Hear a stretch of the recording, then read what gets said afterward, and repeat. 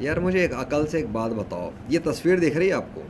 क्या आप मानोगे कि किसी औरत के पेट से ऐसा कोई इंसान बन के बाहर आ जाएगा जिसके इतने सारे हाथ निकले हुए हो? चलो आप, चलो बिलफर्ज आप ये कहें कि जी दुनिया में ऐसे बच्चे होते हैं जिनके एक के दो के बजाय तीन हाथ या चार हाथ होते हैं ऐसे या नहीं होते? अगर आपको मिल जाए तो चलो आप इस पर बिलीव कर लेंगे। तो चलो अगर उसको भी लिया जाए तो ये कहा जा सकता है, ये कहा जा सकता है कि ऐसा कोई इंसान पैदा हुआ जिसके इतने सारे हाथ थे। ठीक है, अब उसको आप काली माता का नाम दो या जय माता नाम दो या कुछ भी दे दो। मुझे बताओ, जब कोई पैदा हुआ तो फिर मरेगा भी ना?